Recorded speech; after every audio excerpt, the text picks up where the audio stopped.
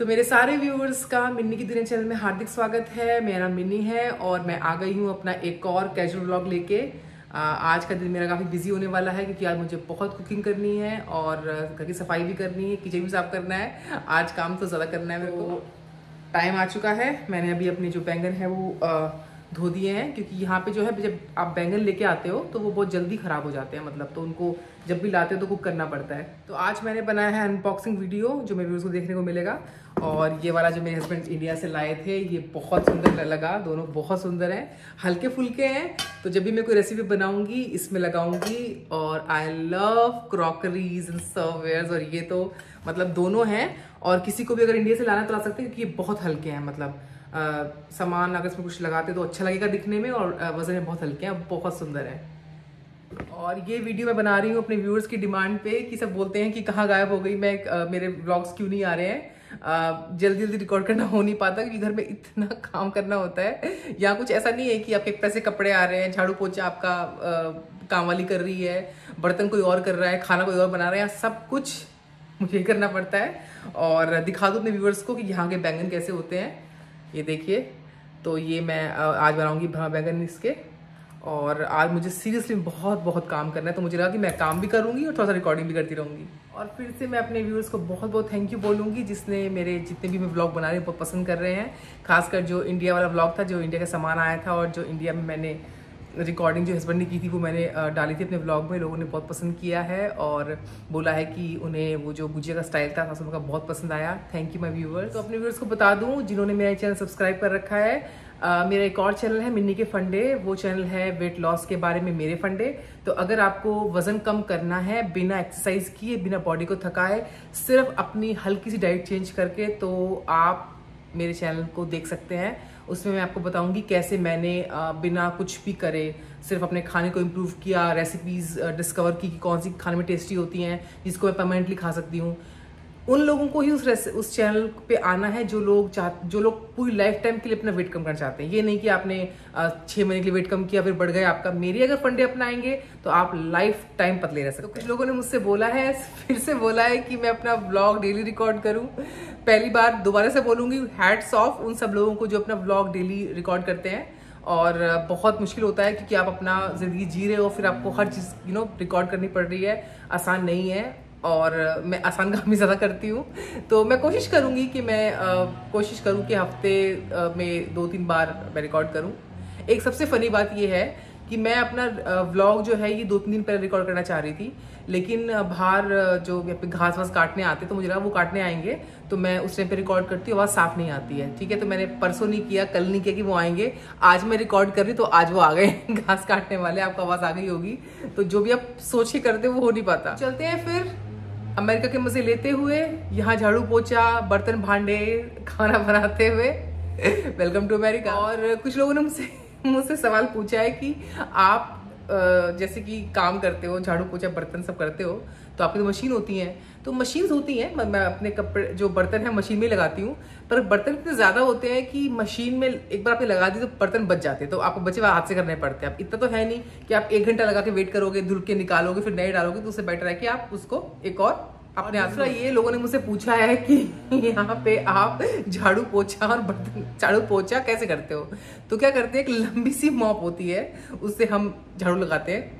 ठीक है, और उसके बाद मैं नॉर्मली एक लंबा पोछा भी है मेरे पास और एक स्टीमर भी है। तो जब घर ज़्यादा गंदा होता है, देखिए बाहर आ रही है आवाज़, तो घर जब ज़्यादा गंदा होता है तो मैं स्टीमर यूज़ करती हूँ। और जब हल्का कम होता है तो मैं जो डिफरेंट टाइप का जो पोछा होता है लंबे डंडे वाला उससे करती हूँ। तो एक मैं वीडियो इसका बनाऊंगी झाड़ू पोछे का, हालांकि बहुत शर्म आएगी करते हुए क्योंकि कोई भी इतना क्लीनली नहीं दिखाता कि हम झाड़ू पोछा कैसे करते, पर मैं अपने अगले व्लॉग में या अगले से अगले व्लॉग में अपने व्यूवर्स को दिखाऊंगी कि हम यहाँ मस्त काम कैसे करते हैं। तो जल्दी ही मेरे व्यूवर्स को देखने को मिलेगा हेल्दी नूडल्स की रेसिपी, क्योंकि मैंने इंडिया से ये मंगाया था जय नूडल मसाला। ये मैंने अमेजोन से ऑर्डर किया था। तो नॉर्मली क्या है कि मैंने बहुत देख लिया है कि मैगी हुई या टॉप रेमन हुआ है, कुछ भी हुआ, नूडल्स बहुत अनहेल्दी होते हैं, मसाले के अलावा भी जो नूडल्स होते हैं काफ़ी अनहेल्दी होते हैं। तो मैं यहाँ पे सेफ ऑर्गेनिक नूडल्स मंगाऊंगी और उससे रेसिपी बनाऊंगी कि ये जो है ये बिल्कुल प्योर, इसमें सिर्फ हेल्दी सामान डाल रखा है, कुछ भी एक्स्ट्रा डाल रखा। तो क्योंकि नूडल्स खाने का चस्का चढ़ा हुआ है और टेस्ट भी लेनी है और हेल्थ भी लेनी है, तो मैं अपने मिन्नी की फंडी चैनल पे अपने व्यूवर्स को बताऊंगी कि मुझे ये जो मैंने बनाया तो ये कितना टेस्टी बना। तो चलती हूँ फिर अपने भरमा बैंगन बनाने। पूरी रेसिपी बताऊंगी नहीं, पर जब बन जाएंगे तो फोटो दिखा दूंगी एक बार अपने इसके आज के व्लॉग में। तो मेरे बैंगन बनने वाले हैं, मैं इनको स्टफ कर दिया है।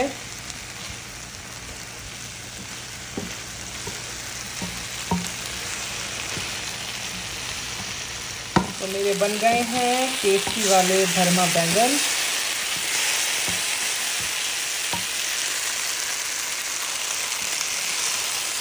स्टफिंग बहुत अच्छी हुई है।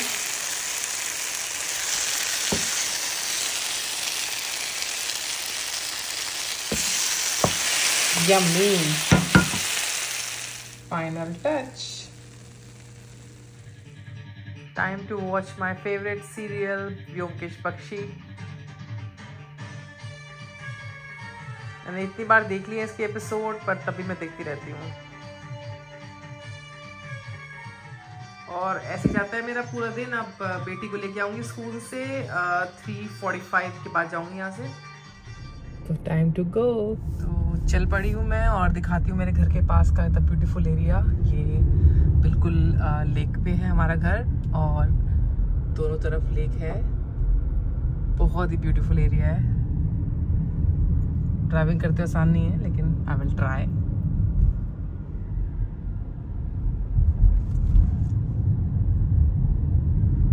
Beautiful area. तो आ गई हूँ मैं स्कूल लेने बेबी को। सारे व्यूअर्स का फिर से स्वागत है मेरा। मैं आ गई अपनी बेटी को लेने। और जब मैंने ये चैनल शुरू किया था तो मैंने कभी इमेजिन भी नहीं किया था कि मैं अपने डेली व्लॉग बनाना शुरू करूँगी। मैंने इसलिए मिनी की दुनिया चैनल शुरू किया था कि यहाँ पे जब भी हम घूमे फिरेंगे, यहाँ की लाइफ कैसी होती है, क्या खाना पीना खाते हैं, कैसे यहाँ पे होती हैं चीज़ें, तो मैं वो दिखाऊँगी। लेकिन व्यूवर्स की डिमांड पे कि मुझे बहुत बोल रहे हैं आजकल कि अपना डेली व्लॉग शूट करो, तो मैं आ गई हूँ।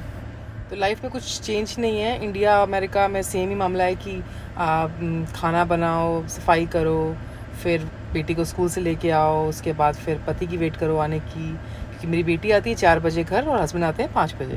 तो नॉर्मली इस टाइम पे जब मार्च ख़त्म होता है तो हम हमेशा शॉपिंग कर रहे होते हैं इंडिया जाने के लिए।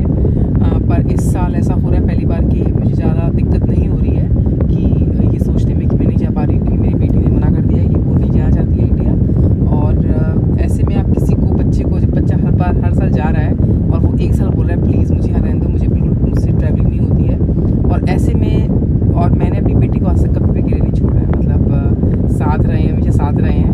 और इंडिया में भी हम जैसे मैं रह रहे हैं तो मैं शॉपिंग करने जाती थी, तो मैं 2 घंटे की शॉपिंग में 3 बार फ़ोन करती थी कैसी है। तो जिस बच्चे को मैंने कभी अकेला छोड़ा ही नहीं है, तो उससे तो अभी तो छोड़ने का मतलब ही नहीं बनता, क्योंकि हस्बैंड ने बोला है कि देखो जाना है तो तू जा सकती है 2-3 हफ्ते के लिए, और 2-3 हफ्ते मेरे लिए मतलब कुछ भी नहीं है। मतलब 1 हफ्ते में तो मैं जेट लैग ख़त्म होता है मेरा। तो इस साल मैं अपने आप को तसल्ली दे रही हूँ कि कोई बात नहीं। कोई यहाँ तो कितने इंडियंस हैं कि 7-7 साल जाते ही नहीं है इंडिया। यहाँ पे सिर्फ, यहाँ पे मैंने देखा है मैंने कुछ इंडियंस को कि जाते ही नहीं है, मतलब आप यहीं पे रहते हैं। तो फिर अगर 1 साल मैं नहीं गई तो क्या हुआ। तो मैं सिर्फ यही वेट करती रहती हूँ कि कैसे फ्राइडे आए, हस्बैंड घर आएँ और सैटरडे मस्ती करें। तो मेरी लाइफ तो इसी में निकल जाती है कि बच्चे की छुट्टियाँ पड़े, बच्चा घर पे रहे, और या फिर फ्राइडे आ जाए फटाफट से, सैटरडे मस्ती करें, और वेट ही करती रहती हूँ मैं। पर रियली में मैं अपने पेरेंट्स को बहुत मिस करती हूँ, अपने सिबलिंग्स को बहुत मिस करती हूँ, क्योंकि जब वहाँ जाते हैं तो वहाँ पे मुझे जैसे मैं थी पहले वैसा ट्रिप नहीं मिलता है, क्योंकि वो समझते हैं कि मैं अभी तक बड़ी नहीं हुई हूँ, और मुझे जब इम्पोर्टेंस मिलती है वहाँ पे तो बहुत अच्छा लगता है। नॉर्मली तो अमेरिकन और इंडियन लाइफ में सबसे बड़ा डिफरेंस ये है कि यहाँ पे टाइम बहुत जल्दी गुजरता है। मतलब अभी जनवरी आया, फरवरी आया, मतलब महीने ऐसे निकलते हैं, पता ही नहीं चलता। और पर अब देखते हैं, अब मैं इंडिया नहीं जा रही हूँ तो टाइम कैसे निकलेगा, क्योंकि मुझे लगता है कि मैं बहुत मिस करने वाली हूँ, क्योंकि मैं उनमें से हूँ कि इंडिया जिसको जाने की आदत पड़ी हो हर साल, वो अब यहाँ पे मैंने कभी छुट्टियाँ यहाँ बिताई ही नहीं। आई थिंक कोविड के टाइम ऐसा हुआ था कि हम जा नहीं पाए थे, और पर उसके अलावा हम एक बार ऐसा हुआ था कि एक बार हम आए थे जब यहाँ पे, तो हम साल में 2 बार भी इंडिया गए हैं। तो मतलब इंडिया जाने का जो है हमारा कि मतलब हम सिर्फ रहते हैं कि रह रहे हैं, छुट्टियाँ पड़ी तो पेरेंट्स से भागो।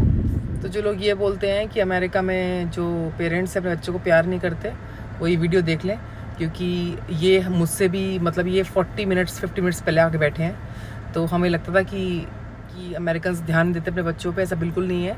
बच्चे यहाँ के अलग निकल जाते हैं कि उनको डिफरेंट ज़िंदगी जीनी है, वो अलग बात है, पर यहाँ के पेरेंट्स अपने बच्चों पे बहुत ध्यान देते हैं। और थोड़ा सा मतलब हम जो सोचते थे कि फ़र्क नहीं पड़ता, वो आ नहीं पा रहे पेरेंट्स और कह रहे हम आएंगे अब तुम वेट करो, ये सब कुछ नहीं होता।